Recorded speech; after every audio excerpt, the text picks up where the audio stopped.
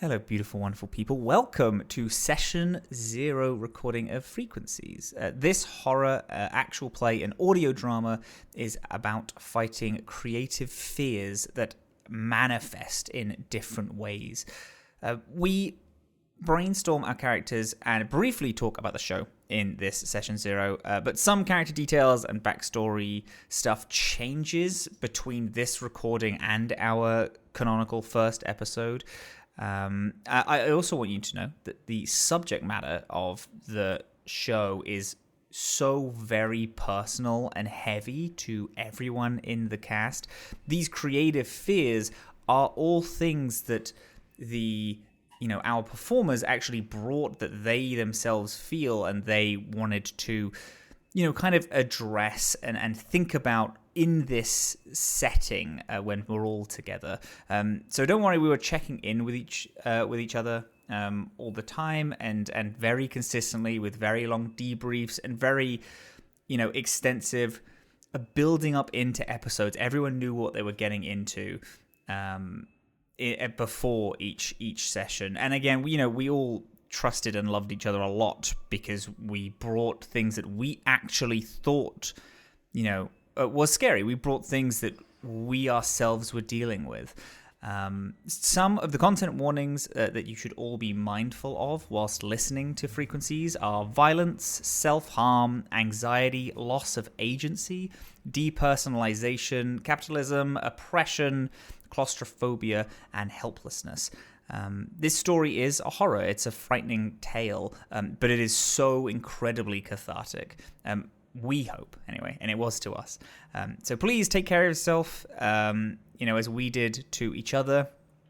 If you, need to put the show down for a little bit because the episode is hitting particularly close to home, please do. But then also know that this was an experience of us all kind of working through these.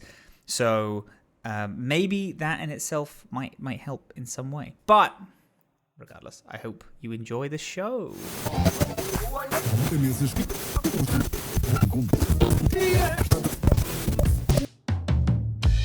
Messed up, you are. Got me singing like I'm Yoda. You is, we aren't good company to each other. Narrator of my dreams, make it make sense. On the outside, I don't seem like anything less. Will someone ever tag along for the ride? Will someone ever tag along for the ride?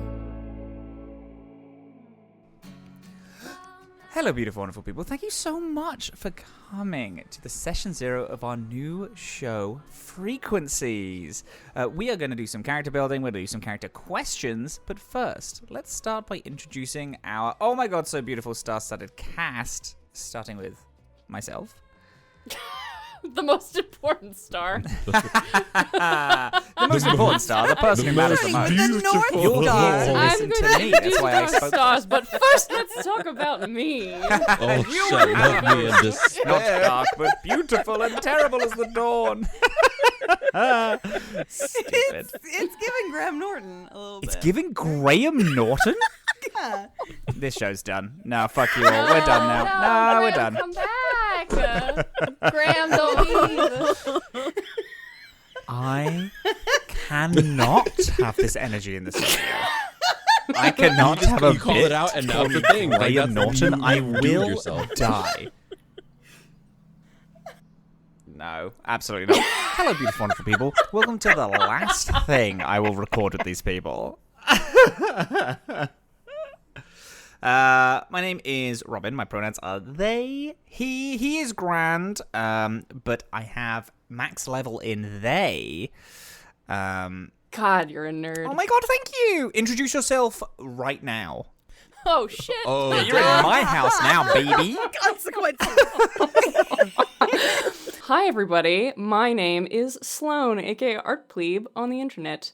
My pronouns are they, them, and I'm here to talk and maybe even do a little giggle. Oh, there's probably going to be dice in there, too. Maybe. No dice in this Yeah. game. Nope. No dice. What have I been No building dice. to this whole time? I'm excited to find out what's in store. Beautiful, wonderful Dillin. My little Oh, rat. yeah? Yeah. Introduce yourself. Hi. Hello, I'm Dylan. Or Super Dylan. Both of those are fine. The pronouns you should use when you talk about how much you loved this show but thought I could stay or go. You will be using she, he, and they pronouns. And I'm really jazzed to be making this show with these lovely people. Beautiful. Candace, do you want a little intro? Sure. Hello. My name is Candace. You might have heard me around the internet as Candace the Magnificent. Like Robin, my pronouns are mostly they, but some she too. Why not? And I'm real excited to get going. And Kappa, my beautiful boy. It's me, the beautiful boy.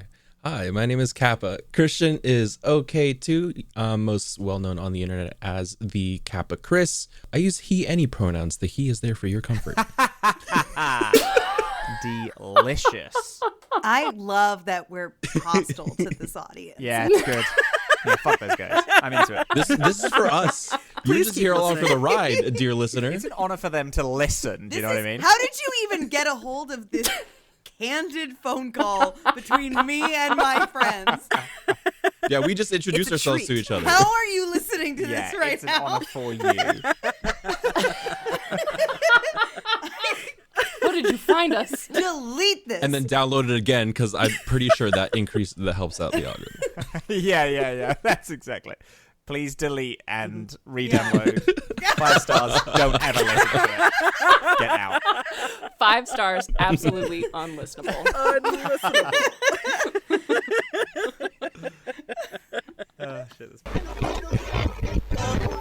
All the characters in this show, Frequencies, are here and know each other because you all run and help make a radio show. I don't know if we discussed video 2 or just radio podcast. Also, we have already had a little talk about our characters and who they are. This is just kind of fleshing them out more. But is there video of this show, like little clips? Oh, we're on TikTok, baby. You're on TikTok, yeah, baby. we're on TikTok. I like to think that it's an audio Oh, delicious. medium, but then people on YouTube have latched on and made animated shorts. Yeah. Yeah. People. Candace's on character YouTube. came in and was like, what the fuck are you doing? You need to be marketing. Get your ass on TikTok now. Sit down and make some Yeah. clips. Absolutely. Charlie does have a secret fan account on YouTube that is Standing. where she posts little animatics and like stuff, but does not reveal that it's her. And Nice. you all Nice. don't know that it's Nice. her either. Okay. That is just This is going to be a major plot reveal in like Yeah. 5 Just wait for it. Yeah, it's going Wait to for be it. huge. yeah. Yeah, but like, Absolutely. is it like a friendly account, or is it like where the fucking did Yeah, they sell no, out is well- coming from? Well. That's it's of course traditionally been positive. Oh, so you're just gonna Yes, stress me yes, out? Is what you're yes. saying. Yeah, exactly. Yes, Absolutely. I'm gonna This stress is the out. horror Okay, part got to it, start. got We're it. spoiling. That's We're it. spoiling the whole show right now. Like, Yeah, actually, This is like a summarize everything. pre-rundown of the whole show, yeah. Actually, before we get into, like fan accounts and all that stuff, I want to talk about the show that all of your characters are making together. So this show is like a fantasy kind of news show, Kind of, yeah. is what we decided on.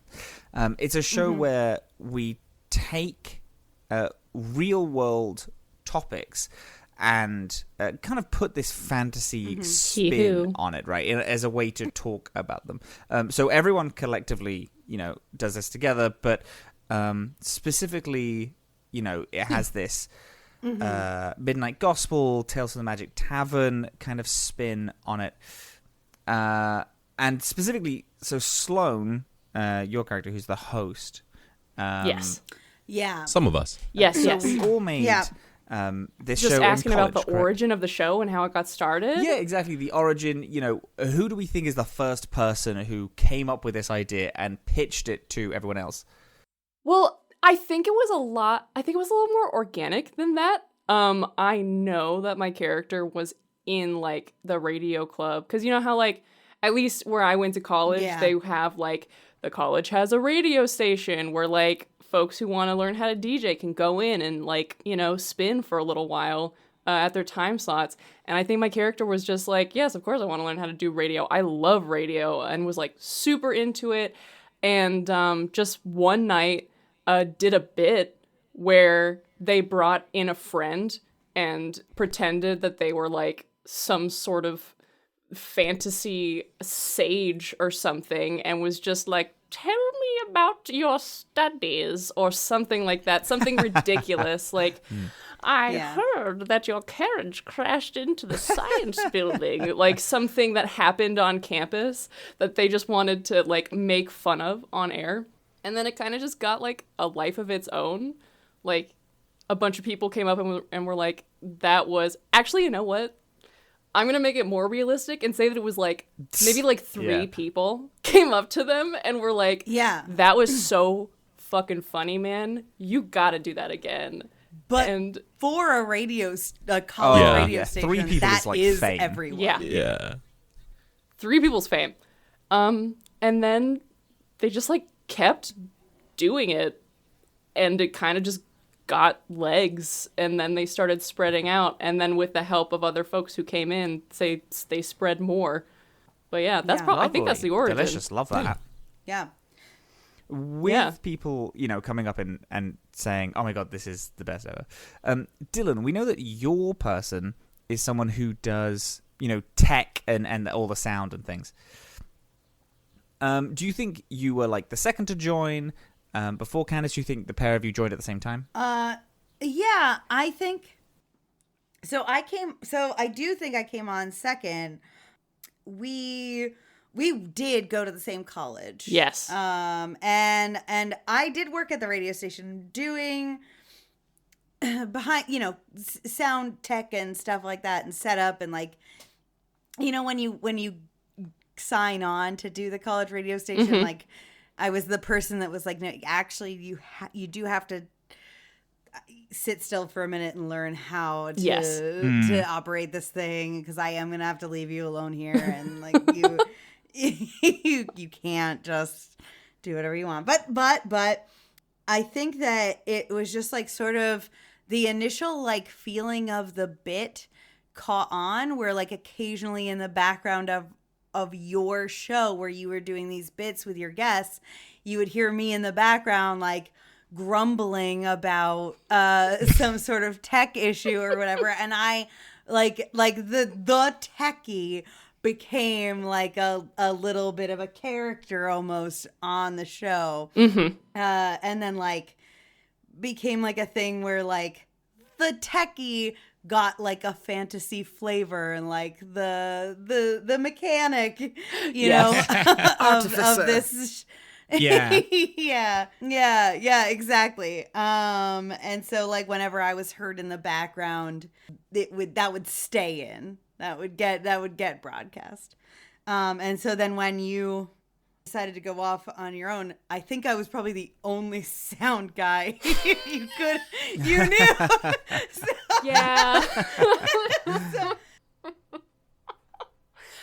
Well, I think we were friends, or at least we knew each other even before we started like working together. Friends.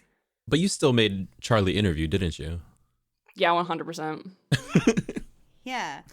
Charlie showed up to the interview like, I got this in the bag. This is one of my best friends in the world. And then sat down in the chair and was like, my name? My name? Why would you ask that? Charlie? She gets super pissed and starts just like throwing mics everywhere. Banned from the show.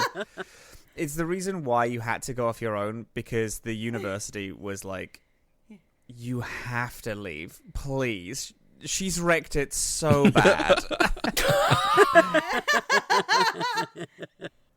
Before or after this, Candace, when do you think that you joined to produce the show?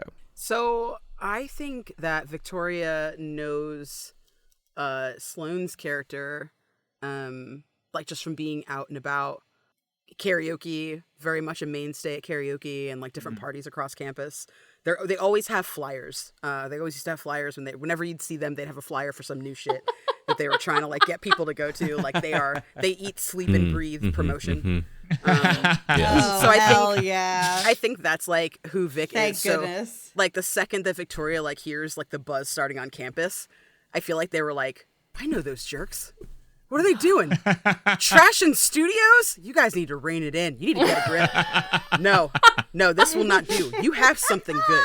I haven't listened to it yet, but I will. And when I do, you have something good, and you need to tighten up. And I feel like them being like, you need to tighten up was a joke because they're that person that comes to class with like cigarette smell in their hair and like, like weed smell lingering on their person, but they get straight A's. Yeah. Yes. Oh, delicious. So I think that's who they used to be, and now they're like, well, I'm trying to like tighten up who I am too. I'm a TA, I've gotta get, my act I have together. Responsibilities. Yeah, and by the have time I think we ducklings get now. by the time we get to present day, so I feel like Victoria started as like 100% fun, 0% business, like, and then I think that like pendulum is starting to swing where they're like now 60% business and 40% fun. When we see them in this setting, she's now 40% fun. Yeah. So, Kappa, when did you come into the show? Oh, Because are you like a very new person? I came in very late. I basically, before the show was picked up by the studio, I never even heard of it. And but the reason why I'm involved is because at the radio station, I'm like the guy at the radio station. And so I know Sloane's character. I know Charlie, I know Vic, just because they've all been around, and I've been DJing, have my own segment at the radio station. And then when the studio picked up the show, they were like, you need one more person, like you need someone else. And I don't know who would have approached This guy. DMC. Yeah. Vic was like, you need to get this person on. Oh yeah, This absolutely. guy. This guy approached you. Yep. Not me. No. Yeah. No, not you. Not I. Yeah. So knowing Vic, and how how tight of a ship Vic runs, I'm like, okay, cool. If you're behind this, I'm behind this. I'll lend my talents to this and see what's going on and slot in. I have no idea what this is all about. I know that the show is on my schedule, and I have to promote it sometimes, but I don't know what's going on here. Let's fall a little bit into character sheets and like mechanic things. So we are playing Kids on Bikes, and people who listen to the Animalist, which I imagine is some people, you would know that I always mess with game systems. I mean, the Animalist, we barely play it. So there are some things that we're not going to use, some things that we are going to use. So one of the, you know what? No, let's start early. Do we have like a basic character description for? Yeah. So people? Devin Michael Chorus, or DMC, as most folks are asked to refer to him as. That is a perfect name. Yeah. Is 22.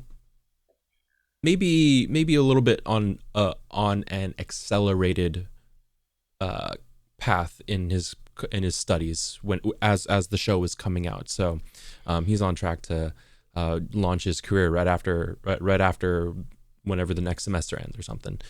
He is a little kind of short, not gonna lie. He's kind of short. He's got a bit of a not short guy complex, but he definitely projects his personality to match to compensate his height. He's definitely a little bit self-conscious about it. But looking at him, he seems pretty average. It's not anything out of the ordinary to see him in jeans and a hoodie most of the time.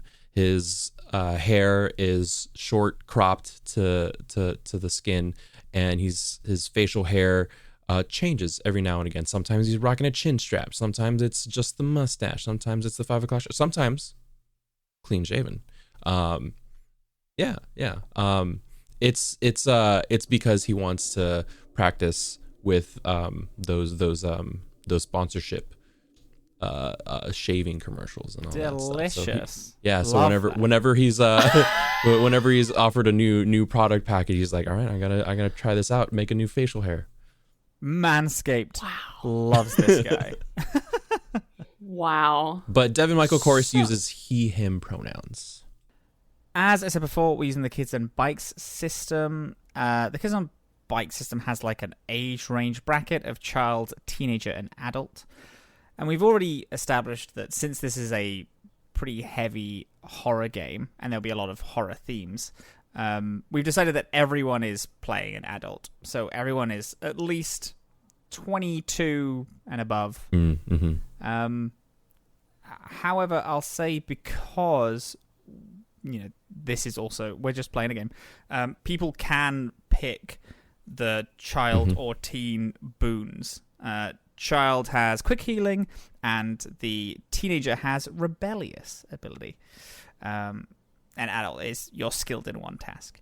And there will also be, there's also like a stat boost that comes, with child, teen, and adult.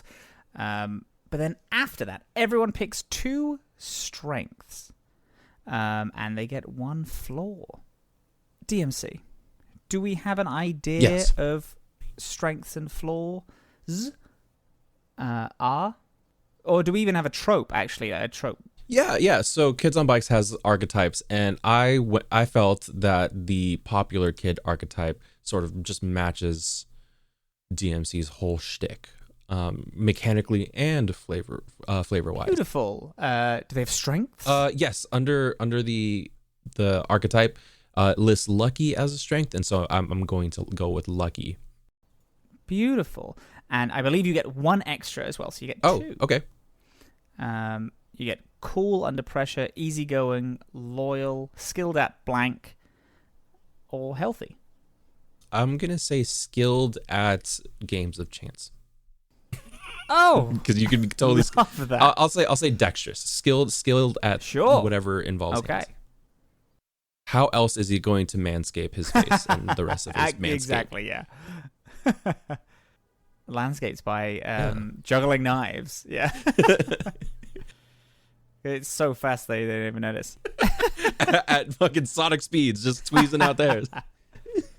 It's how the beginning of every single one of the ads start. It's, you don't want to be pulling out, one of each individual hair, do you? And then it's DMC doing that. And you get 1 flaw. What did you pick? I'm gonna go with cutthroat and vein. Oh, delicious. Yeah, that seems pretty on. Like I think mechanically we'll go with vein, but if it comes up, cutthroat. Oh, and there are, under each of the tropes are 2 character building questions that we will ask after. Oh, actually, I will ask one of them. Okay. Because I am interested. So, beyond people wanting to impress you, what do you like about being popular? I can just say shit. I can just say stuff, and the consequences are diminished by the fact that I have social capital. Like people look at, people fact check me less. People will take recommendations more. Yeah. There's just this ease that comes with having popularity when you communicate just stuff. It's horrible. It sucks. Fact check people, everyone, please. Devin Michael Kouros is the popular kid, and I imagine from that, you love being popular. I'll never admit it though. Yeah. No.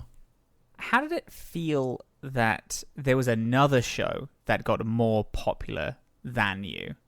And now, you've become the new host. Like, honestly, you're I the was newbie here. It wasn't an issue because I was brought on before it wasn't so much of an issue because I was asked to come on before any of this news of the studio picking up the show became public. But if the opposite had happened, the inverse had happened, I'd be trying my best to like copy the formula, come out with my own show, try and find sponsors, and try and snipe sponsors. Yeah, no, it would have been messy. It's all about like the perception, because I imagine at the minute you were brought on in secret. Well, I mean, you know, in secret there was this big studio thing, so it kind of seems public perception wise, you know, you got added and then the show got picked up. Is that how you believe most people see that? I'll just let people believe that. Perfect. because it's to my benefit. It really builds my image, which is terrible. I hate this guy. This guy fucking sucks. He does suck. He's the worst. The Kids on Bikes game is about fear and confronting fear, and specifically this story is about confronting fear about being a creative. What is Devin Michael Corus's fear about being a creative? Man, the worst thing is if I come on and episode 1 happens and everyone hates me. That all the work and talent that I've garnered up until this point means nothing because the audience of this show cannot abide by my being here. It's like the new companion in Doctor Who syndrome. Yeah, like Martha Jones. I don't think my ego could take that boost. Yeah. Brand new character, you know, Rose is the favorite. And then everyone, exactly. Just absolutely lambasted. The worst. Yeah, so that will absolutely wreck me. I don't think I'll ever be able to recover. Well, speaking of hosts, Sloan. Yes. So the most important thing, well, not necessarily about making the character, but do we have a name for your character, or are we going to keep the name nebulous and then decide it later on? Honestly, I feel like you should have stuck with saying, like, the most important thing is having a name, because then I could come through with my absolutely hilarious joke of not yet having a name. We'll get it in post. Yeah, just, like, edit. Yeah, just switch those bits around. It'll be perfect. No, I don't have a name for this character yet, which is uncommon for me. LOL, this is me being like, I swear this doesn't happen every time. I do usually have names for my characters by this point, but this one is evading me. And I don't yet have pronouns for them either. I'm using them just as a standard right now, but I've decided to make your life very, very difficult, so you all have to say Sloan's character. Perfect. Instead of just a single name.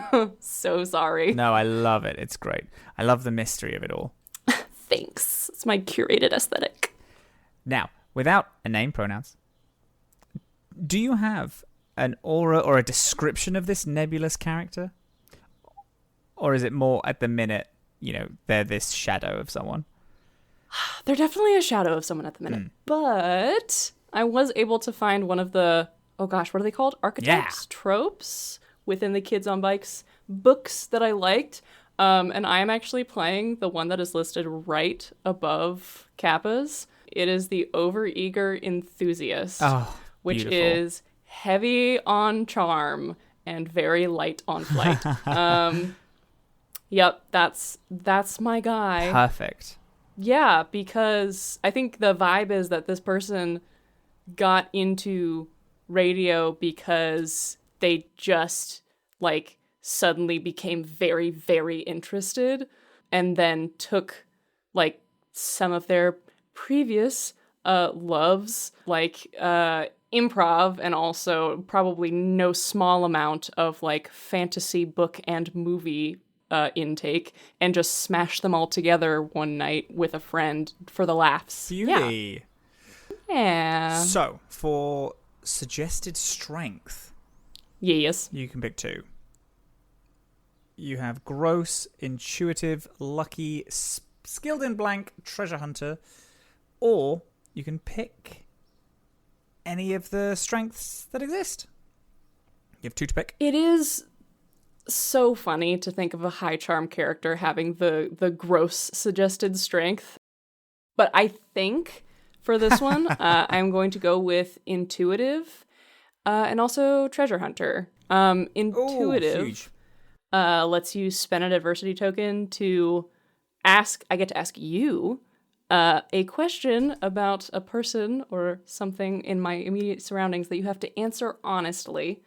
And that I Interesting. think is because I just imagine this character being somebody who definitely a goofus, a big old goofus, but also like is an effective goofus because they pay attention and are like very aware of all the things that are happening around them. That's why their show mirrors things that are happening in real life and not just like are completely made up. Yeah, I think that they love that. definitely pay attention and care a lot. Yeah, that's great. I also think that it's connected to their flaws, but I think that they're constantly looking out for what other people are thinking. And then treasure hunter I chose because I get to spend adversity tokens to find a helpful item, and I think that kind of falls in line with like this person is sharp, they're perceptive, Yeah, absolutely.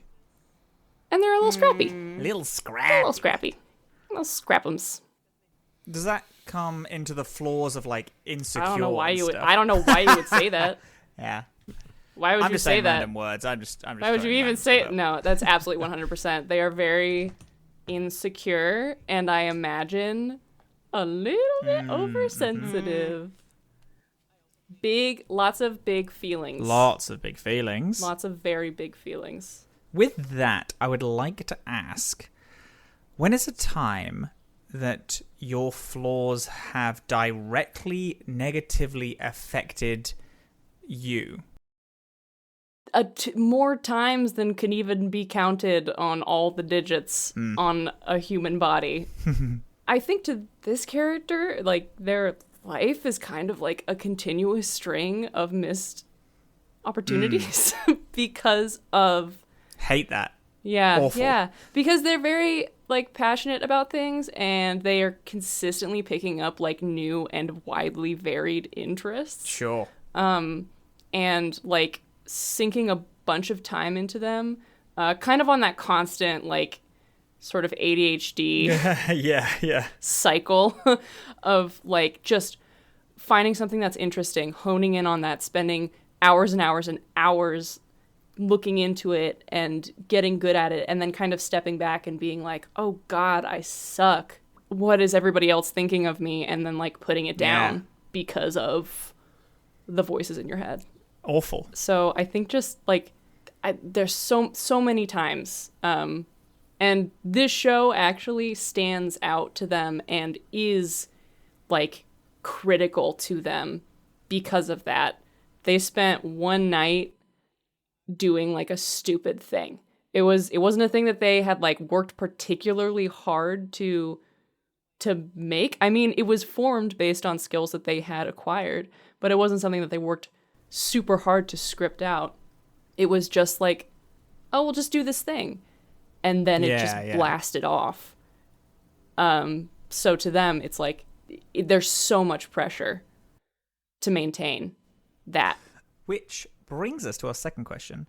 What have you ignored to pursue this passion? I mean, when you get them in their zone and they're like trying to just think about this project specifically, they will ignore everything. Like, won't do the dishes, won't do their schoolwork, won't do like, won't call the car company like to be like, hey, please get back to me. Yeah, this is an attack. Like, honestly, It's rough. I don't like it. Yeah, you're not wrong. I'm in this picture and I hate it. but it's so real. It's very real. I'm gonna sprinkle a little personal stuff into this and say that most of the reason that they are bad at getting back to people's messages is because they have message opening anxiety. Woof. Which leads them to like send screenshots of funny memes or funny messages that their family sent them to their friends, and their friends going, why do you have 441 unopened text messages? Actually, terrible. Dillin is shrinking in his chair right now. And if you're asking why that specific number, it's definitely not because that happened to me today. God. I hate it. I love it and hate it. We can actually easily cut to a small section about Bleed here. Bleed? I don't know her. So, with this nebulous hero, what is it that they're scared of? Oh God, fucking up. Just like every single second is a new opportunity to do whatever it is that brings the curse of like dropping something and not being able to do it anymore. It's like it is so pervasive in their life, and they are so like they're kind of like ill-equipped to kind of metabolize it in a healthy way. And so it takes on almost like a supernatural element where it's like, this is just a curse that I have and I will never ever break it. But I finally found something and I'm doing it. But oh my God, at any point, this thing could fall apart and I could run out of ideas. I could like say something that causes everybody to just leave. Just like an endless string of things that would spell the end for the one project that they feel like has actually gotten them somewhere that people respect. Yeah, I think it's just like running out of ideas, running out of anything, having that curse. Yeah. That thought. Truly horrifying. Like, incredibly devastating You're to welcome. hear. Awful. Yeah. Candace. So, with Victoria Vic, do we have a trope that, or is it like a, more of a custom thing? So I kind of started with a trope and then rearranged my dice accordingly. Mm-hmm. Victoria is the stoic professional archetype, but that's like that's who she is now. Brilliant. Who she used to be, who they were when they were still a teenager, because stoic professional is an adult only archetype in Kids on Bikes. And I think it's one that she's proud to have adopted, but they feel very kind of unsure, I think, within it. Like, they know this is what they want to do. They feel good about promotion and getting the word out in PR and like having, their friends' backs. But at the same time, like, when they dream like about the old days, they're this like mess that wakes up at 3:00 in the afternoon and puts on the same outfit from yesterday, looks just as good, likes their hair better when it's dirty. That person. Oh, the dream of wanting to not be a professional. Ooh, that's They get manicures so now. They don't have deeply- chipped black nail polish. They don't. No. They don't use the crackle polish anymore. They do not. No. They How use the gel polish dare and they you? pay money to get it removed and put back on. That's correct. How dare you Yeah. revive crackle nail polish from the Mhm. dusty corner cabinet that it was shoved I into found the it back in of? Davy Jones' locker. The crackle I don't have a nail bottle polish. that's like 1,000,000 years old just sitting in my nail polish collection. Jesus, you put it on and it just like turns into dust. It does. It falls off immediately. But it's nice. You throw on your Fall Out Boy album and you listen to that while you paint your nails, and it's fine. Oh, wow. You're coping, okay? You're coping with Delicious. your life as an adult. Listening to Fall Out Boy in your new pantsuit. Yeah, Oh, exactly. the dream. Listen to a Brad. secret song on the walk to big fancy corporate work. Putting it back to I'm on my walk Top to work, 100. but pretending I'm meeting my friends halfway. The mall. You can get by at like the that, mall. okay? So, what strengths does Vic have? Is she good under pressure, heroic, loyal? always prepared? I chose loyal, Mhm. and I chose cool under pressure. And then I'm also, because I'm an adult, skilled at. And I chose Beautiful, yes. negotiating. Oh, very good. Very nice. Hmm. What is her flaw? Oh boy. The two that I chose for Vic are flippant and blunt. Interesting. So a very easy to deal with, lovely person that's full of sunshine and never hurts anyone's feelings by accident or on purpose. Yeah, we're fine. Yeah. Now, these questions that the game is asking you is interesting. I like. I am going to add like a small caveat to one of them, though. What is Vic's full-time job? Because with this, we've established that this gig, this show, is going to pay you enough to be able to do this full-time. You know, it might not be a perfect amount of money, but it's almost like if you do your job right, you know, you can just do this full-time. You know, is she trying to pursue that, or is she still going to work somewhere else just in case? So Vic, I think, has always been someone who holds down multiple jobs. There's someone who can juggle a lot and still like live that life without it kind of catching up to them. So she was a TA from 22 to 24. After college, she started to get her graduate degree in business, like her MBA. I think like when all of this is kind of coming down, this is what she's trying to go into full time. They do odd jobs and stuff too. Like they still promote bands on the side. They do like booking for clubs and things like that here and there. And probably some social media stuff too, like just posting and Sure, of course, like, yeah. calendars and things like that for people who need them.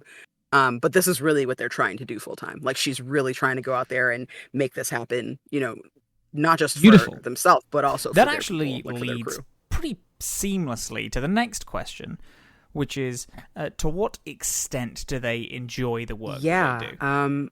I think for Vic, like she loves what she does. Like she eats, sleeps, and breathes promotion. It's something she thinks about all the time. You know, where some people might have like daydreams or fantasies about like being the rock star or being on the cover of the next issue of whatever magazine or what have you. Yeah. Vic's dreams are all about like behind the scenes stuff. Vic Like is shooting for a Forbes 30 under 30. correct. Yeah, she's very much like into that. But like even though this is their dream, she's also like, is this it? Yeah. Like, I'm working for other people. How do I work for me? Is this also for me? Right? I'm not really a part of this. I'm not really on the show. Right? This isn't Yeah. for me. It's just something I am tangentially related to almost. Like, if I claim this as my own when I know it wasn't my idea, like, doesn't that make me a poser? Right? Sure. Like, to what Absolutely. extent is this mine and do I have ownership over this? Can I live my dream and give other people their dream at the same time? Like, is there a way to kind of take away that kind of cognitive dissonance? So, with the second question, what would you rather be doing? Is that what it is? You'd rather, instead of, you know, having a show that was bought by someone else, you would be the person to buy it. I think taking ownership in some way is something that's absolutely her dream. And I feel like she's kind of stuck between understanding if it's, I want to buy the show, I want to fund the show, I want this to be like my project proper. And I think they toyed with that a little bit in appointing David, right, to the staff. Yeah, sure. I feel like that was their first kind of foray into like putting their foot into it. But I also think that there's a part of her that's like, it'd be great to like not be pitted against my friends and be one of them. Like, would it feel good to be on the other side of the microphone, right? Like, would it Absolutely. feel good to like be in that seat and to like join them and be with them instead of having to be this person that like doesn't really get their experiences other than as like an outsider. Do you think that she believes, because of this ownership idea, that if Vic wasn't there, that the show wouldn't exist? Yeah, I think when they approached Charlie and our nebulous character to have a conversation about like inserting themselves into this like at jump. I think it was very much a conversation about, you need me, trust me, you need me. You don't know it yet, but you need me, right? Yeah. Like they gave like a good pitch. And now all these years later, they're like, you need me. Yeah. If you didn't have me, you would still be floundering, doing the same old shit, right? Like you wouldn't have been able to branch out and make this happen without me.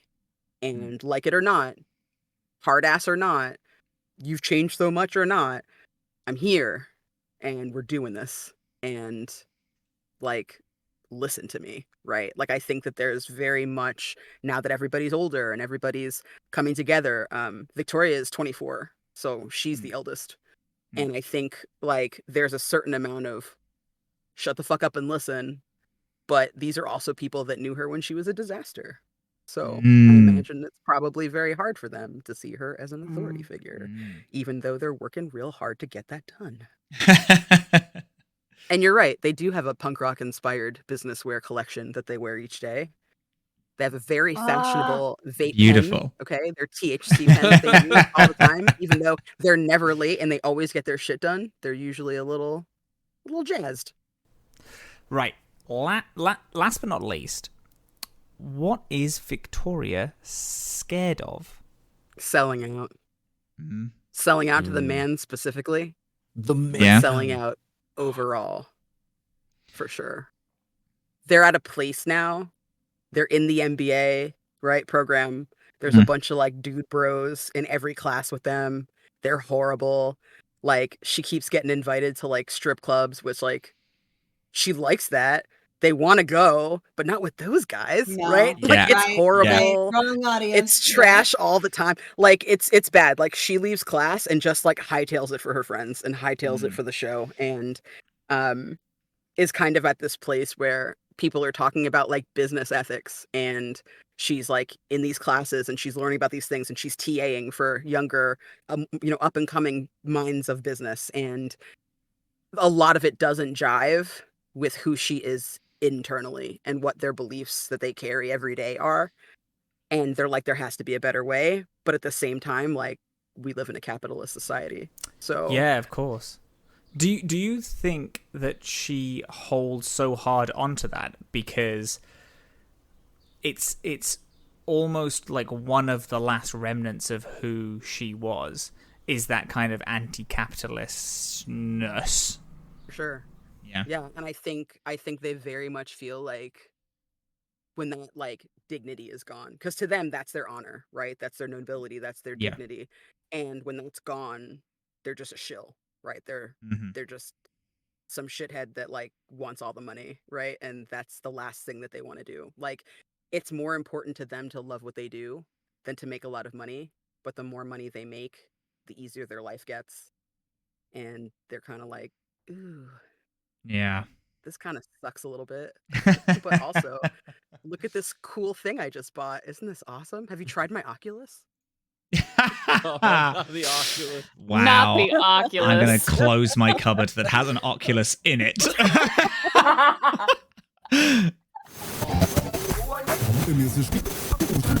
Hello there, everyone. We interrupt your show to bring you this very exciting announcement. The Between is a TTRPG that launched on BackerKit on September 24th. It's from the creators of the award-winning Brindlewood Bay, and it's focusing on monster hunters in Victoria-era London, which sounds very delicious.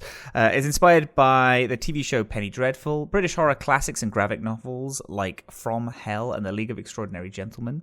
Their goal in the back kit is to raise money to create 3 books. The Between, which includes the core rules for the game and enough characters and scenarios to run a full season of the game. Shadow Society, which is an expansion book with more material from the game's London setting. And Sons of Another World, which includes 3 brand new settings. Ghosts of El Paso, Unsinkable, and Court of Wolves. If you back early, you get access to a limited reward, which is the glow-in-the-dark Mastermind dice. Ooh. Now, TTRPGs are fun because I believe that is something that Our Rifle in Life, which is the show that is just launching on this channel, is making, or they're doing something around it. So I'm sure that they would find this very exciting news. But thank you so much for this small announcement, and please enjoy the rest of our show today. All right, my beautiful, wonderful rat. People are going to think that you're actually calling Dillin a rat. Like, And they should. when you said it in the intro, I was like, That's wow. what I am. Tell me about Charlie. So, Charlie, as we mentioned earlier, worked at the radio station in college and did sound tech and things like that. But because of the nature of them, of her always being in the background, like futzing with things, making corrections, her voice got caught on the microphone so many times that she became a little bit of a character, like in a way that she didn't plan to be. And then when the show got picked up, Charlie had become so accustomed to being this like bit character that she had begun playing into it. So instead of just having people comment passive shit about her, she would intentionally like play a little character, like the sound girl, the techie. She was the mechanic, the Kaylee, the this kind of role that she kind of would take in all of these interactions, depending on what the scenario was at the time. And so then she became like a bit role. And so she actually loved that. It's fun. It was low stakes. She didn't have to ever know any of the lore. She just had to always know what was going on in whatever scene, and just like, would just adapt. And so it was easygoing. It was great. But like with the show getting picked up, it's obvious that obviously they would ask you to do sound, because that's what you do. That's what you've been doing. But there's just like the tiniest bit that's like, why can't I be in it this time? Why not let me be a real part of this? Have you got a trope for me? Yes, funny sidekick. Ah, very good. Nice.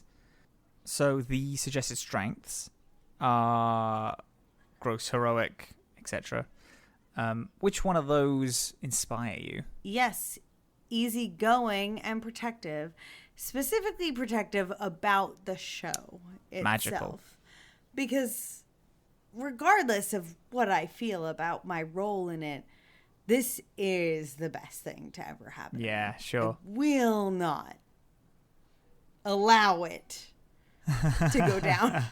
It will not. What are your flaws? Tell me now. Absent-minded and restless. Oh, okay. Restless in what way? Just kind of like fidgety, or? It's more like she wants to be involved all the time. She wants to be involved to the max amount that she can be involved. So like a sort of manic energy of like, oh, that idea that you just said casually at brunch. What if we did that? Let's absolutely. do it. So we've kind of answered, when does being in the sidekick role like frustrate you? But I want to expand on it a little bit. Did you ever ask to be more of, someone with a microphone? Is there ever any a point that you were going to rev up to ask, and then Devil Michael Chorus Neither. got the bit? I never would have asked. I never did ask, and I shouldn't have had to damn. ask. Yeah, that's it. You motherfucker. Absolutely. I am your best friend. Capital F for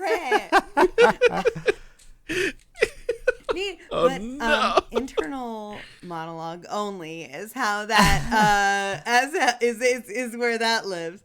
Outwardly, like, no, I didn't ask. Oh, dang, So, yeah. Dillin, Like, Dillin, leave me alone. Leave me alone. So you said I'm your best friend. Is that reciprocated? Where did you get that idea from? I want to ask Christian. Christian, in our shared doc, you wrote a word that I could have Googled. Yes. And I didn't.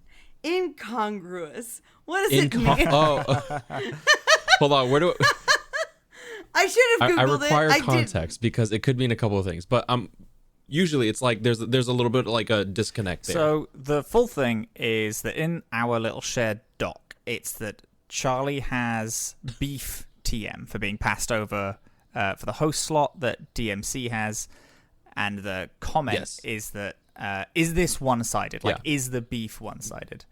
Yeah.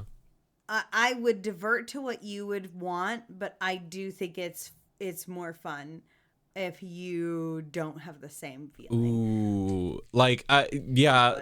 Are you Charlie's biggest fan? Like, have you heard the show and you think that they're great? Has DMC listened to the show? Ooh, that's actually a really good question. Yes, only one episode, and the episode that I listened to, the episode that DMC has listened to, was one of those the classic ones where Sound Girl comes up in the background more so than other episodes, and that was my favorite part. And so my perception of Charlie is Charlie's fun. Charlie is a weirdo, and I like that, and is probably and I like Charlie a lot. Delicious. So both Nebulous Sloan and Victoria, what is your perception of Charlie? Are you best friends? This is at the beginning, right? This is where before we've even started. Like current day, you've just been picked up. You have yet to do your first episode because that's where the show will start. So this network has picked you up. What are the pair of yours feelings? Yeah, I toward think Charlie? Vic thinks that Charlie is great at what she does. And I think Vic does reciprocate the best friendship. But so much so that Vic, like, doesn't understand how deeply I think she feels, like the slight that Charlie feels. I don't think that Vic understands that. Like, I think Vic is like, we're best friends. She knows my intentions. She knows it's not personal. Charlie helps, like, keep me loose in business. Like, Charlie grounds me and, like, reminds me of who I am and who I used to be, and, like, keeps me connected to that. And, like, I help Charlie, like, organize her life and be less of a mess and hopefully control that temper. Vic has been doing that chill out for a long time, and I think Charlie's like, fuck you. Yeah. We're friends. We're best friends. Everything's fine. I've technically known Victoria the longest, but I've known Charlie the best for the longest. Oh, yeah, absolutely. We're friends. Like, Charlie's been there since the beginning, and there literally has just, like, it has never occurred to my character even once that maybe they might want to, like, look and see if there was another sound person who would maybe be, like, more skillful or more aligned with the show. It is, like, never even once have they thought about that. And I mean, part of that is just, like, they're not a business person.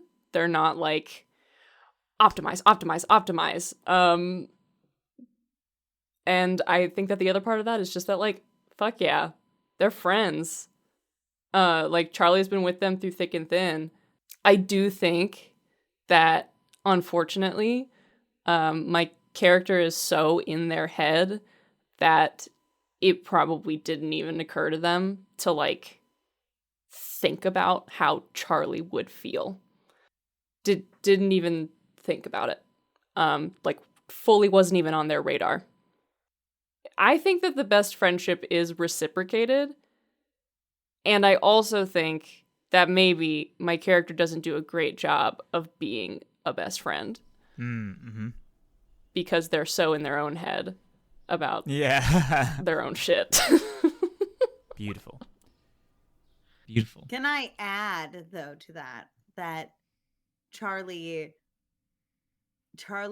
easygoingness and never bringing up problems winds up being also a contributing factor to that. Like, Oh yeah, like, yeah. it's not, there's no victim here. No. It's just like We're all we victims of ourselves. we're exactly right. There's no singular person being victimized. It is just two best friends who super love each other but have bad communication skills. Oh yeah. And a mismatch of social anxieties. Now, that- here's the thing that I do want to bring up. This crew, this new group of friends, and new with DMC coming in. This feels like a group who get along really well, but also don't really talk about, the things that they're dealing with. Do you think that if, for example, Charlie brought up that they are a little mad that, that DMC was cast, how much of a schism in this friendship do you think would be created? Do you think this friendship is strong enough to deal with that drama? Or do you think everyone's super happy and, they all love each other because there's like no serious topic What an incredibly has been targeted brought question. up before? Interesting. I mean, DMC is knows everyone because we've all kind of revolved around this radio station. We all, know of each. At least DMC is friendly with everyone here. Being brought into this space, it's kind of low stakes at this point. I'd like to be friends. If things do come up, there isn't really anything for DMC to be like, oh, this ruins everything that we've built together, So I think if something does come up, especially with how we've established Charlie and DMC's sort of rapport with each other, is not something that is going to shatter at least DMC's perception of everyone, and willingness to stay in this group. But that is a very, very different dynamic than what everyone else has got going on. Mm-hmm. Oh man, This isn't even a question that needs to be answered. It more like something to mull about. yeah. You just want to put a little bug in our brain so we can chew on it and just think about it and would worry. the friendship survive if something happened? Like, Bug for chewing. example, if this friendship group was put into a horror type scenario, Hypothetically, would they how do you think survive? your character would respond when presented with a horrific situation? Just because I want to know. Right. I've heard enough of myself talk. I'm sick of it. Now, I would like you to ask each other questions. On page 25, there are some Ooh. questions. It's a I little... forgot we were doing this. I'm so excited. It's a little thing where you roll a d20, or you can just pick a question. And normally it's you ask the person to your left, but we can go in the order that we introduced ourselves. So you will be asking a positive question to Candace, DMC. And then, so on, so on. Yeah. Okay, so positive question first towards Candace. I saw this question and I thought, this is really nice. So between our characters, DMC and Vic, what do our characters have a mutual love of that no one else in this town seems to like? Let's see, you're the popular kid and they're like a punk rock stoic business person.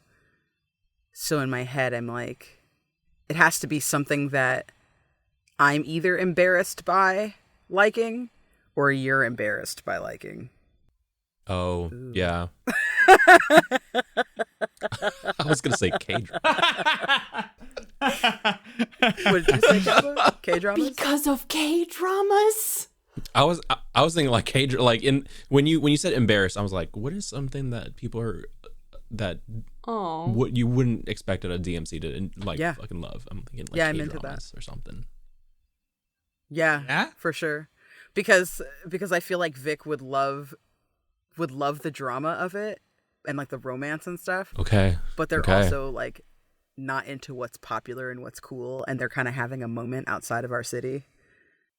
And then I feel like for you, you're like, you have something to prove. You're too cool to be into any of that stuff. Like, that's nonsense. You only watch indie shit, but also K-dramas. No one can ever know that I've binged 3 seasons of fucking All My Love, you know, like, or definitely Boys Over Flowers. Like, there's no Flowers. way.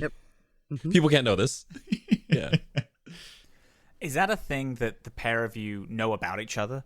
Like, was that like one of the first times you guys spoke? It was like an offhanded comment, and then you were like, "Oh shit, they're into the I same think that's stuff." I am." how. Yep, I think that's how DMC got the job.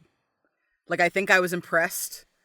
Like, I think I was impressed Oh, with you, shit. and I was like, man, this Yeah. person's really cool. Like, cool person. I think the vibe's gonna be great. And then you dropped like a reference, and I feel like Vic was like, oh, okay, all right. Oh my Fine. God. Yes. Yeah. Yeah.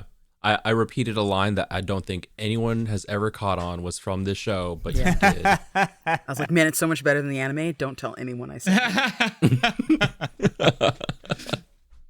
So I like that. I like that a lot. Okay. So now I ask Now it's a negative relationship question. over to Dillin and Dylan's character, Charlie. I think it would be, it would be so interesting. A lot of these questions lend to what we've already built between our two characters. So I want to go with something that might be tangential to that, but not necessarily informative of what we've already built. Dylan, Charlie is sure that DMC is hiding something from them. How do you feel knowing that they're deceiving you? Well, of course they are. Oh, but Of course they are.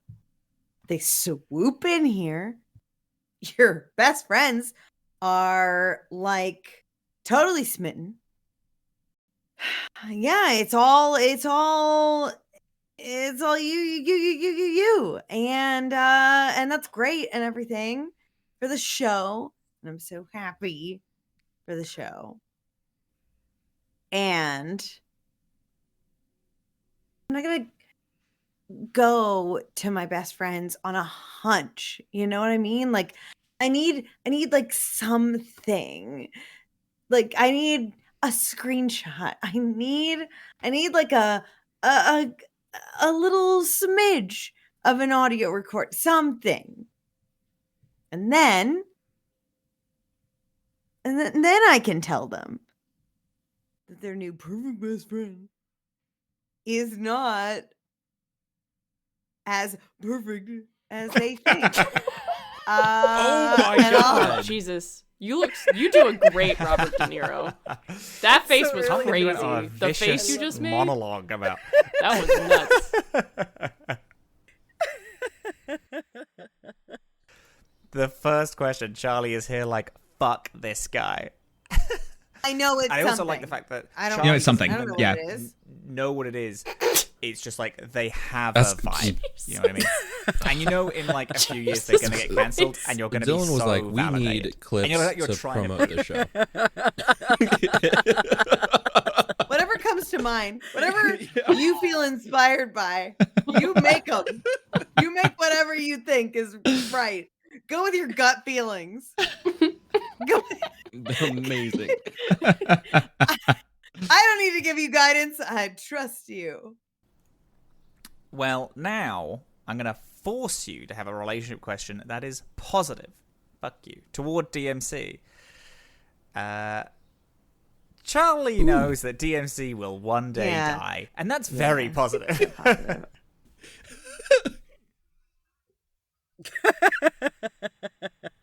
What are you sacrificing to protect this character, and why are you so willing to make that sacrifice? Getting rid of pronouns just for this question. What is DMC sacrificing to protect Charlie? Okay. You know what? I think this is a situation where DMC, with all of his popularity and all of his connections and social networking, feels that Charlie has a lot of talent and could leverage that talent elsewhere. And so I'm leveraging some of my own social capital to, you know, promote you towards other productions, and possibly your own, like sacrificing the quality of this show to get you to a level where I think, Charlie, you are so talented, especially when it comes to, you care so much and it comes through. You could absolutely make it in a world-class AAA production. And I'm sticking my neck out here for you. I can set up these meetings. Why? Why stick your neck out for me? Because, I mean, as this industry, this space eats people up. People have good talent because they're stuck, because they are stuck in the same sort of production, same sort of shows that aren't serving them. I hate to see that happen to someone that I. We've got that relationship thing open, right? The ship board, who is shipped with who? That's good. Oh my God. I need that open at all times.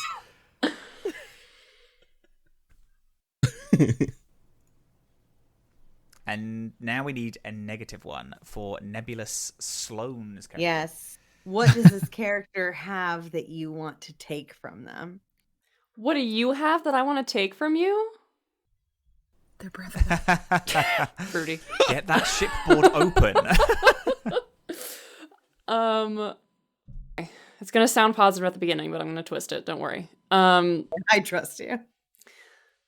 So I think that my character sees in Charlie this sort of like massive aptitude in just like picking up skills at a quick pace, but then also committing to them and like applying themselves continuously to these skills to like create a craft. Which like that is their perception and might not be the actual reality, but at least in the terms of like being in the station and watching, I think especially like, let's say this. There was probably one night where like my character wasn't doing anything and they texted and were like, you want to hang out? And your character was like, I'm at the station. I'm going to be here for like another 2 hours because I'm like doing this show and then I'm subbing in. And this was after we had started doing the show together and I hadn't really gotten the opportunity to watch you do what you do.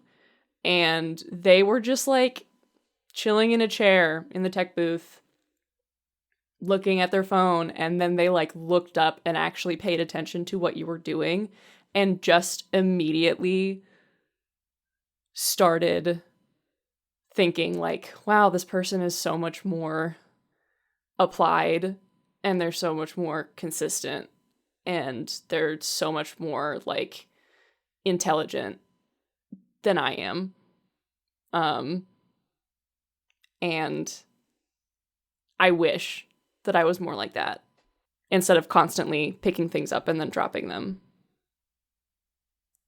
Maybe if I was more like that, I wouldn't have this. It kind like, of sounds like curse. a positive thing, but it made them spiral. It's a thing that there's like whenever they think about it, they spiral a little. So in seeing how Charlie works and that passion, it's kind of bad for your character. Right. Sloan, it is your turn for a positive for Okay, Dillin. positive to Dillin, negative to Candace. Okay, all right, okay. Positive to Dillin. Let's do something. I want to pick a good one. I have to get a good grade. You gotta get a good grade in I'm picking so questions. normal. Absolutely. I also don't want to pick one that's like, oh my god, tell me about how great my character is. I do that 100% of the time. Yeah, could not be me. Do it. Stop. Stop it. Oh my god. I think that this one is nice. What bond do we share that can never be broken? There was in the original days, the Mhm. days of the college radio station, before we got picked up, before there was a show established. Radio In station and tech theater. yeah. In that time frame, the radio station was also like kind of just a place of like debauchery and friendship. Like it was just like, yes, like especially on like those night shift radio show hours, it was just sort of a time where, yeah, let's get high and say stupid shit over the air because no one's really monitoring and no one's really listening. And I think that we had just like before this show was a thing, there was just a time where there was just like a confessional, a stoned ass confessional. It was just you and I and the one creepy dude who logged into the radio station to listen. Oh my god, it was live. Love that. We had a chat? There's no, I think it's more like one of those like college radio stations where it reaches about 50 people Yeah. total. Mm. And like there's one guy who drives by campus to listen to the radio show. No, and we just had a chat. It's just that that's where we've told each other the things that we don't feel cozy with the audience knowing, like now that we actually have an audience. And it's like, yeah, we said those things on air back then, but that on air was not really real. It didn't feel real. It didn't feel like there were actually any stakes because no one was actually listening. So yeah, like I know about the people you've lost, and you know about the people that I regret leaving. And, like we know like these things about each other that could be really interesting stories, but we're not gonna do it because we know how brutal the space will be. Yeah. And now you have to have a A sad sad question. negative question. There are like 5 questions on this list that I want to ask Candace about Candace's character. But I saw one that's like, yes, I would love to open myself up to be roasted. So Candace, I want to know, how does Victoria think my character is self-sabotaging, and why can't they empathize? Oh, So delicious. knowing that like behind the scenes you're struggling with this fear of like being out of great ideas. I think for Victoria, someone who has seen a million projects and has supported a bunch of creators like in their, short yet long career, I think that they see you as somebody who is ignoring your potential in favor of getting caught like in the weeds of like your own kingdom. Like you're stuck on this one idea. And instead of recognizing that, like, you can go outside of this anytime, right? The door is open in your jail cell, right? It is self-made. You can leave at any time, right? Nobody has the keys. You can just walk right out, right? But, like, that's what they see. They're like, you're brilliant. You can do whatever you want. Like, you made this out of nothing, and, like, the things that you do are hits. Like, the people that you know are great. Like, you've built something out of nothing for yourself. And not everybody can do that. All I've done is help polish it, right? All I've done is help elevate it. and you can do the same thing again, but instead you're like sat there worried about, well, what are people going to think about the new podcast? Well, I can't make a new podcast because the old podcast is still going on. I can't do two things at once. I hate this conversation, first of all. How am I doing that? How dare you say any of that? I have created a lightning rod, which we may all stand under. Yeah, I think that's the answer. Is that like if anybody knows bullshit, right? It's Vic, because Vic can't take every job. Not every job is worth doing when it comes to promoting, right? Some things are just never going to get picked up. But this was something that was like already successful when Vic got on the bandwagon. Like when Vic jumped in, it was already a thing. It wasn't something that like they helped create, which like is part of their anxiety personally, but also means that they have every faith and confidence in you. And they can't relate because for them, they're still searching for something that they feel is their own. Oh, holy shit. Fucking so delicious. I am full. My stomach cannot take any more of this greatness. Sorry. All right, Candace, it is on you, hun. Sloan, you often feel the need to stand up for Vic. Why are you willing to go so far for them? Oh, man. You often feel the need to stand up for Vic. Why are you willing to go so far for them? I mean, Jesus, I just think that they like Vic so much. Like, I think that my character is very prone to black and white thinking. Not for any like malicious intent or purpose, but purely just because that's kind of how they are. And so like they kind of grew up with like these very simplistic ideas about what kind of persons there are available to be in the world. And it was very like one-dimensional, and it was very boxed in, and very like dictated.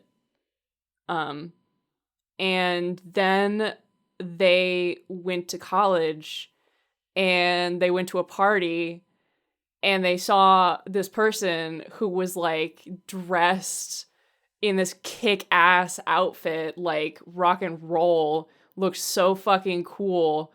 And then like a month later saw that same person like just kicking everyone's ass in business class, like the biz class you got to take when you first get to college, like the gen ed class, just like knocking every single test out of the park, like always had the right answers, like,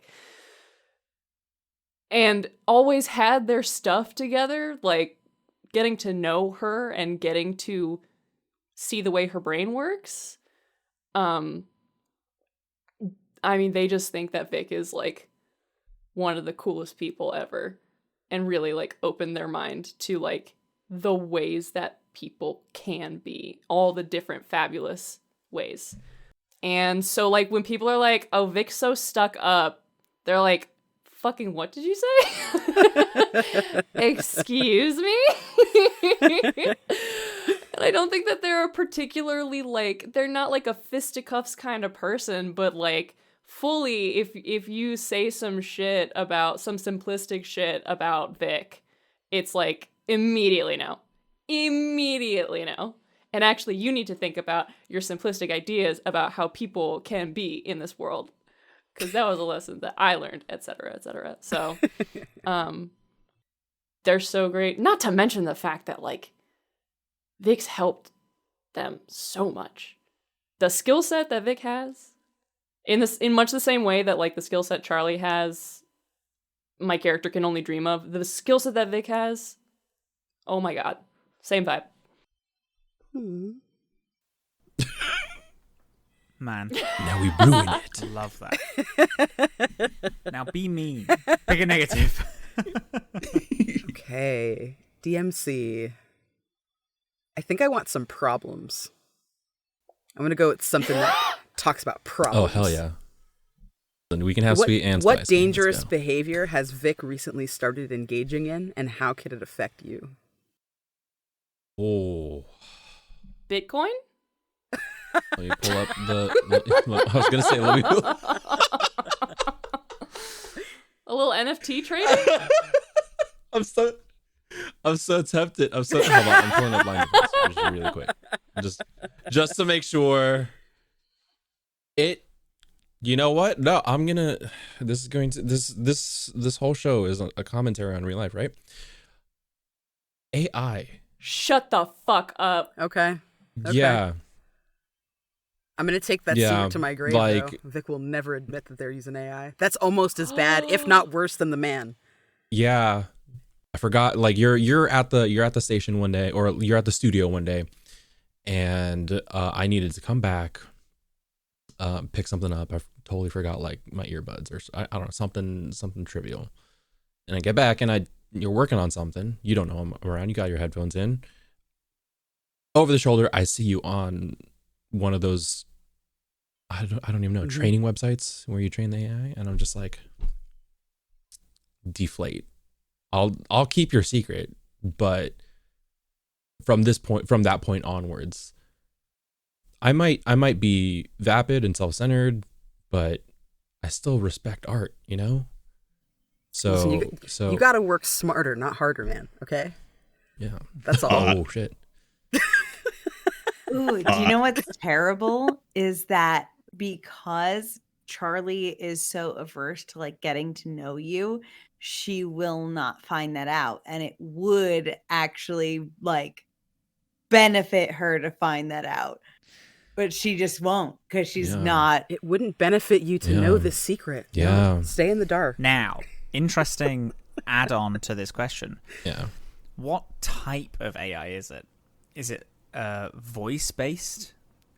Because the fact that you're a radio show and then having your producer, using voice-based AI to not like, it's like, oh, do you have time to do an ad? And then they don't, and you really need it done. You kind of use it anyway to take their it's voice more of from them. I would imagine, please tell me if I'm wrong. Vic, as competent as they are, knows that one day someone's gonna get sick, someone can't record, and we cannot afford that time. Can I make it worse?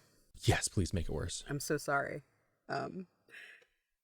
But I think that that you were right about, oh, you don't have time to make an ad. But I don't think that it's, do you not have time to make an ad? I think that Vic has been asked by the powers that be to make an ad for something. And I know y'all won't do it. Like, I know you won't do it. It's like for... It's like for and like then Bucky's food Holy bucket or butts. something like that. Like for something that's like not Yes. aligned with our brand Yes. that I know Yes. y'all will Yes. not put Yes. up with. Yes. Yes. And I make the ad, and like hopefully you'll not. I mean, who You're not going to listens listen to your own ads these show. days? Everybody It's like pays you were for in stuff. it. You're never gonna And hear it's already it. done. Yeah. Absolutely. And then You're never gonna hear it. Candace. You're never gonna hear it. that's Don't that worry is about it. devastating and just diabolical. Deception. But we got paid so much money. Okay, look at all the Yeah, new equipment we above- got. Do you see? You said food bucket. Is that the name Yeah, of it? like- It's like an equivalent. Right, like something that's like if it were Parks and Recreation, it would be Sweetums. Sweetums or Fatburger, Paunch Burger, right? Something that's like really just awful. Yeah. Because I don't think it can be anything that's like overtly bad, right? Like it can't be like, shilling Yeah. No. something like that's like, gas or oil or, like big tobacco. Like it can't be something That that's like you would obviously get an harmful. ad on. It has to be something that like Yeah. people are willing Yeah, it's like to Nestle or something. right. Absolutely. And the That people are fucking willing to like owns, flex actually. I love that. Yeah. Disgusting awful. Yeah. It rips. This is so good. So, the company that reached out to buy or host your show, what is it? Is it a big company, like a general conglomerate, like getting picked up by the equivalent of Spotify, giving you money to do it? Is it a smaller thing just in your city? Is it like a public radio station there? Did it buy the show fully outright, or is it paying you just to make it? I feel like it's like an iHeartRadio type of thing where it's like national, but it has like localized versions. Or it's like a Spotify, but it's owned by like a bigger like M&M Holdings or something like that, and then they own like Nestle and other like bullshit food brands, like something like that has like a big Papa at the top, and then the innocuous one that bought us, and so everything's fine. You don't have to worry about it because it's baby. So yeah, it's AT&T is the holding company, right? And then the company that there's a company that they have that bought us. So if we were to play in the space that you got bought by, or the show got picked up by a huge company, who made the decision? Because if it was Victoria, then it's like, we should do it because it's this huge it's all like almost like international opportunity, and then maybe that's how this food bucket spawned in.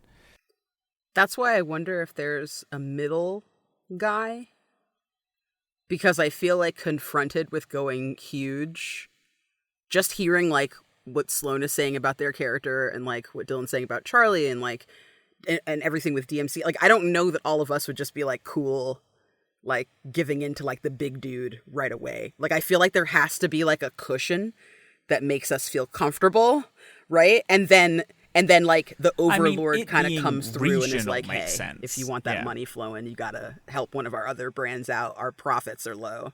I like the idea that it's like a Spotify or like an XM radio or something, because that feels smaller. And very much like within the realm of what our characters are trying to achieve, not understanding that there are implications something of that. Right. That's like a subgroup that has like developed a reputation for being kind of like, indie, but it's like cool indie. Yes. That's like really widespread. Right. And then it's like evil overlord. Like I know yes. Like I know they're not this, but like what's coming to mind is like Max Fun. Like I know they're not evil, but like something along that line of like a collection of this industry that just happens to be instead owned of being by worker owned, it's owned by the man. Dude. Yeah. There is a mechanic in Kids on Bikes called bonded actions. Bonding actions, there's a few of them, but they're abilities that two characters working together can then do their thing. They can get that ability. So, for example, if one character was a mentor and the other one was a mentoree, then they gain the bonded action, which is helpful mentorship, where whenever the mentoree in the relationship fails the role, then mentor can give them advice, and then both of them get adversity tokens. Now, this, of course, can be discussed off mic, but are there any bonded actions that leap out? Like, I think my character and this character would have this bonded action. There are lots, but I won't read them all out. But, for example, there's, like, best frenemies, and best frenemies would be incredible for Charlie and Devil Michael Chorus, for example. Are there any that anyone is thinking about right now? I think I would like to start with Sworn Protector for Sloan's character. Yeah. I think that, there's no way for me to apply my, no better way to apply the, love and protectiveness over the show than to project that as, a love and protectiveness over you. Oh. So it is. So this is the thing that both of you share. So both of you will be the sworn protector of, each other. Yeah. I was also, my first thought was also a bonded action with your character, except I was like, I'm thinking about tech theater. and I was looking at either no look pass or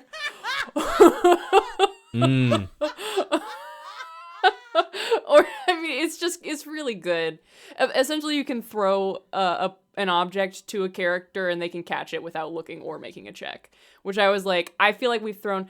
I was thinking in my head, like, I know for a fact that I have put you on a dolly and fucking pushed you as fast as I could down the hallways. Like, so, Let's do like, that. Oh, 1,000%. Let's do that. I changed my but Swarm answer. Protector is also Let's very do that. sweet. It is very, like, it's powerful. very sweet, but I like your answer better.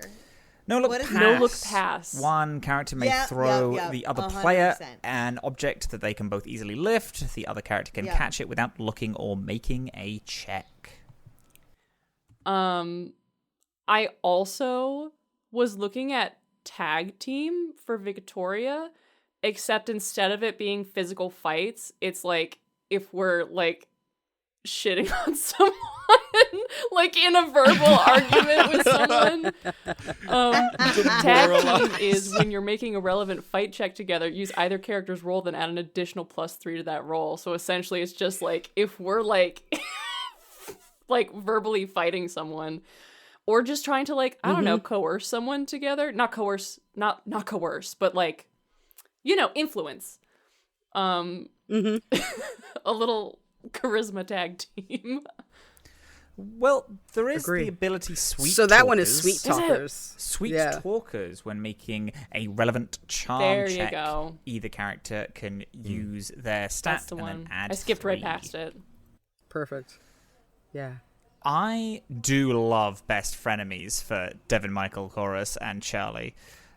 Agree. After one of you succeeds a roll and brag about the success, the other one gets +3 on their next roll. And that is just Devin, then Michael they being succeed like, and brag. I love Charlie so much, look, we're best friends. I fucking hate this Charlie being like, so "Oh, I much. hate this guy. One of them is purely inspired by the other one, and the other is driven entirely by spite. I love this dynamic that like DMC takes the vitriol against him as a fun little inside joke Yeah. Oh, yeah, you're exactly. between the you're- two, you've but been it's welcomed very in. real. Oh my god. You have been welcome. Everyone You've gets a been little welcomed hazing when they in, join. All right. Just by the way. I love that. Yeah, I'm so down. Outstanding. Stand-up Brutal. comedians could be good for DMC and Mike. I was thinking that as like the host, we have to have like an inherent like rapport with each other. Yeah, back and forth. So Back I and like forth, that. yeah. As like That is Yeah. cute. I love that. Can I have mind readers with DMC? Yo, we are all on like the same wavelength. I'm looking at this list as like the two. I guess having the like professional exposure, like we can tell, like we just know Yeah. within the GM's. Oh vision. yeah, but of yes, course. No, I no like reason. this. You have it all. I'm writing these down. Right. So, in the Kids on Bikes rule set, there is a GM character, which is referred to as the powered character. This character can do powered things. I don't know if we will use this in this game, since I kind of prefer it being curated to you lot. However, I may pitch that in the station, the powered character is your show. So you can like invoke things that have happened in your show to give yourselves boons in Yes. some way.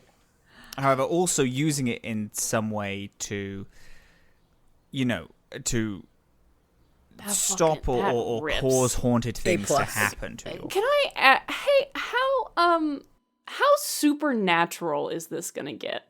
This is gonna get pretty supernatural. At Okay, points, okay, this okay, will be Yeah. entirely Okay. supernatural, 100%. Because I was wondering because I didn't know how if there was like magic and other things, but if we're talking like the show is its own powered character, that puts me in the mindset of like, oh yeah, we're getting weird. Oh, yeah, we're getting weird. Absolutely, we're going to be getting weird. Doors opening into the, like, infinite rooms and not fitting, spaces not fitting with the geography of the building. We all wake up from doing mushrooms in the lounge. That's it. Damn. And it's the best story ever told. That's the end of it. Vic, what did you do? It's just a bonding exercise. Whoever your plug is, we're never talking to them again. All right, then. Are there any other questions that you guys have? Anything that you want to have? Like, oh, I want this connection. I want to have this relationship. I think Candace and I, Candace pitched another one that I love, and I think we should allow the audience to be in on this one because I think it's great. Awesome. Yeah, calming presence for the two of us, because like Vic has always had Charlie's back and Charlie's always had Vic's back, and like they listen to each other and they understand each other, which I think is why their tension is so profound. Yeah. So in like those moments of fear, like the testing of that boundary. And I think it would be cool too, depending on what's happening outside of that, if we're allowed to reject any of these. Yeah. Yes, absolutely. Like if there's a fight and something happens and like we're not on the same page, like I think it's, even if it kind of makes the story a little bit more difficult, like I personally am a big fan of things that make the story more difficult because it gives the story. So like I feel like this is our jumping off point, not a prescription.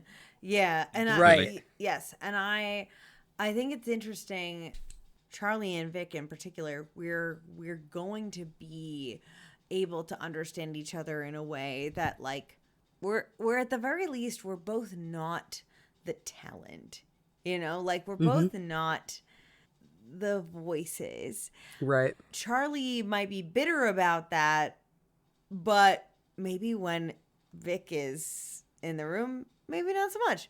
Maybe it's maybe the skill feels recognized, actually recognized in that moment. And it's fine that I'm not, on mic all the time. Mm-hmm. Yeah. Yeah. Mm. Yeah. Or fine in quotation marks, whichever one. Or fine. Yeah. I don't mean it's fine, but like it's fun. Yeah. I love it. Yeah. Love that. I love that a lot. Huge. That's great.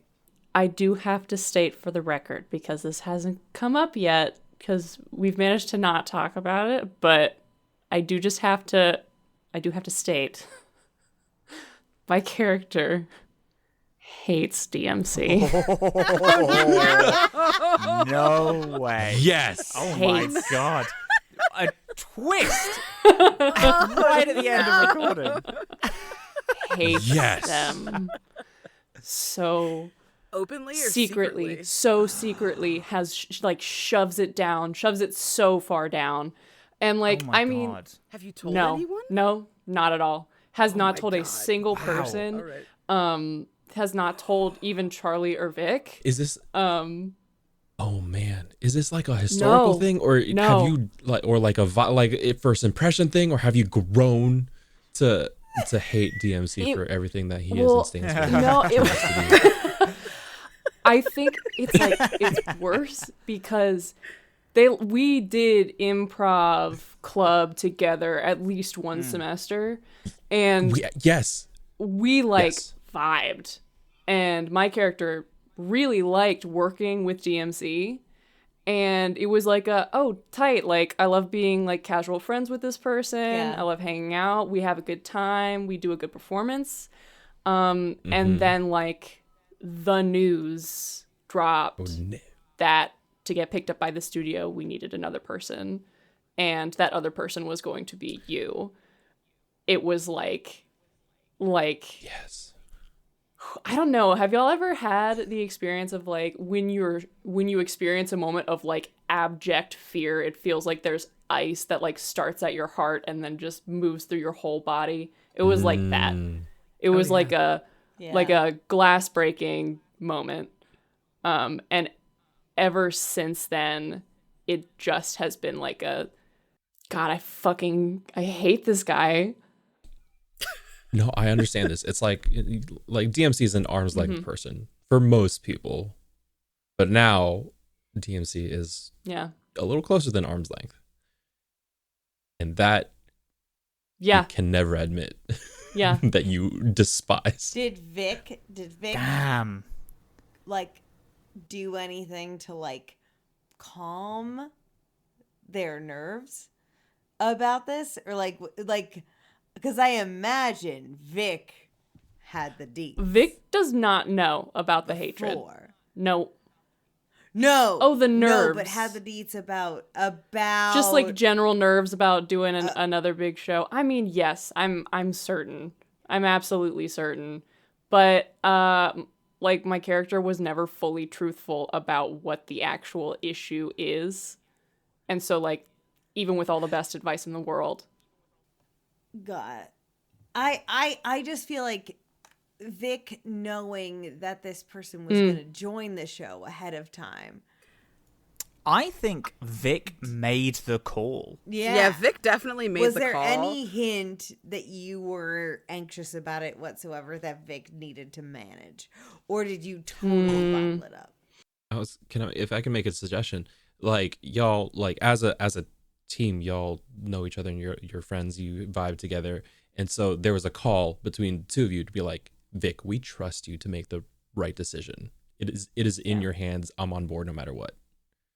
And Vic brings on DMC, and you're like, Except for that. That's the worst call. See, but on the outside, I think Vic was like, "Oh, I saw you guys in that thing that you made me go to last summer. That was great. God it was damn, yeah. it was really good. You made us go You know to what? World Shakespeare. The it was great, but Jesus. The two best people are now on our you. show. Isn't that awesome? The two best people. I did this for you. I think when I like approached you, I was like, so guess what? It was like, do you want a treat? 'Cause Yeah. I've Yeah, got absolutely. one. Like that was the conversation. Vic was like, you're never going to believe It wasn't said even yes. a conversation. Are you ready for this? And then opened the door to the recording. Guess who booth. we Boom. signed on? Da, Am da, I da. right? You had to like react in real time. I feel like there was probably even like knowing who Vic is and like how they think and like their like very quiet beef with Charlie. I feel like Vic was like, you know what? I got someone who's almost as good as you. Isn't that exciting? You're still the star of your show, right? He's great. You're great. Gonna be great together. Like this is lightning in a man. bottle. I mean, like they sold you really hard on it. Like just guess what we're gonna And do. It's gonna be they amazing. were just like fully overwhelmed, checked out, and were just like doing everything they could to keep a smile on their face. Which like yeah. I think- imagine at yep. a high like I imagine Vic is insightful enough that like they would know that something was up, but maybe it was just like the tension of everything that was happening. And for the record, Yeah. this is like this is stemming from my character's flaws. This is like Oh, yeah. that is where it's Sure. coming from. And that's also part Yeah. of the reason why they have not said it to anyone, because they know that it's shitty and they hate it. If you're okay with that, Yeah, I Christian. think Vic would see that smile. Oh yes, 100%. I don't know if I've been nodding hard enough. Yeah, Vic would see that like plastered smile and be like, I know what you're worried about. You're worried that you're going to be a little less popular. Everybody's worried about the new person coming in, but don't you worry. Oh, You're my God, the amazing. misread. Right? Like Vic is not like they see there's an Oh. issue, but very much. I feel like while they're talking to you about it, they're like half in their phone answering. Oh emails my too. God. Oh, My skin is Holding up a straight from the finger. K-dramas. So anyway, Woof. That's spicy. That's good. I love it. 11th Yeah, hour dropping the ball. That's oh so my good. gosh, so stressful. All right. What is the name of the show? by God. Arguably one of the most important things. I really like Iflin. I think it's very, very good. This fucking tab keeps telling me I have chats open. Okay. Now, Iflin is this To Affinity and insert beyond. fantasy name land, right? We can't. I just don't want to get, I don't want like Who's somebody who's done This American Life? Who's the guy? Ira Glass? Is that who it is? Maybe. Yeah. I don't want Ira Glass like up our butts. Oh. You can't use this. Yeah, because they're the first people to be up our butts when we release this. Mr. Glass, Glass, please. let us Mr. have our Glass. little podcast. Mr. Glass, I just want to make a podcast. Okay, so the current things we have is Tanker Tales, Mundane in the Magic, Arcane in the Mundane, Mundane in the Arcane, and then insert this fantasy land name life. Or this Yeah. Iflin life, which I think rules pretty hard. It's pretty to I good. mean, How about we just change? Iflin is the name of the Yeah, world. the world now, is Yeah. Iflin. for sure. Yeah. Yeah. It doesn't stand for What were you anything saying, in the Kappa? world. I was gonna say like we could instead of this Iflin life, we could say your Iflin life. It's still just try and get slightly further away from whatever that dude's doing. You know, like Our Iflin life, comrade. Our Iflin our life. Yeah. Iflin life. I love it. Our Yeah. Iflin Something like life. I feel like yours Aw, are- I like It's very that. I inclusive. do. Ours All sounds right. like it's us and the listener. Cute. Y'all, it shortens to oil. I'm obsessed. Yeah. Yeah, the real oil. Yeah, heads the out there. Oilers. I'm That's great. like I love that. me as a person is already thinking of like merch. I think Already that thinking of, the, like, the Tumblr marketability. girlies who really like the show, Yeah. they call each other slick. Oh my god, that's so Ew. good. Damn. Oh my Come on. God. I take offense. Oh my offensive. god. Oh my yeah. Real oil Yeah. heads. Only real oil heads know. We Jesus. struck oil. This is a horror podcast. In my experience, it's always like this with horror. It's I like it though. I do. I like it. I think Our Iflin life is extremely good. It is We pretty could cute. avoid oil by calling it like our little Iflin life or something like that. a Little. little. I like oil. I really though. like oil though. I like oil as the name. It does sound think like it's so fun. a stupid thing that one would accidentally happen upon. Yeah. Yeah. Which is exactly It's a what bit that literally got just taken happened. too far. A bit that wasn't supposed to leave the room, but like went out and brought friends back with it. Yeah. Oil. Our Iflin life. Part 2 of a thing which we need to do. Dylan, Mm-hmm. Yeah. what is Charlie's fear? Oh, we did not say. No, we That's didn't. right. I forgot about that. We just skipped right over that because I was too excited. Yeah. So my fear, Charlie's fear, not Dylan's. Dylan's fine. Oh, no. Is the version Definitely not my self-inserted fear.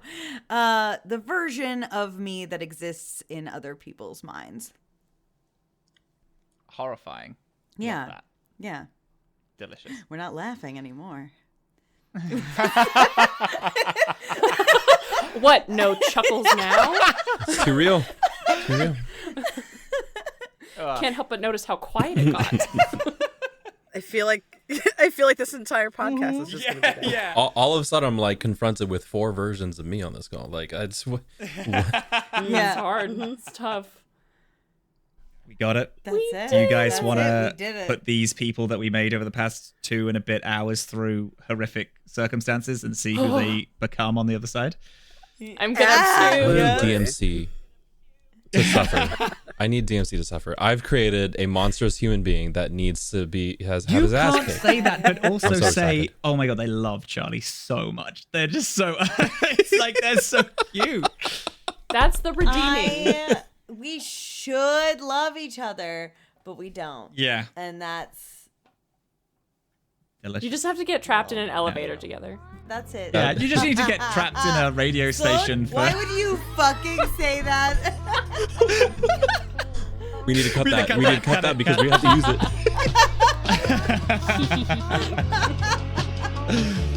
All right then.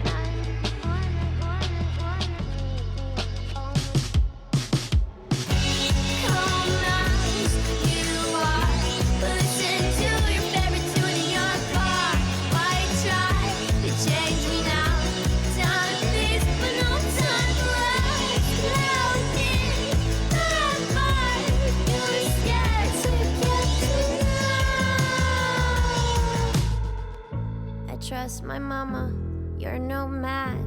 for my bad karma.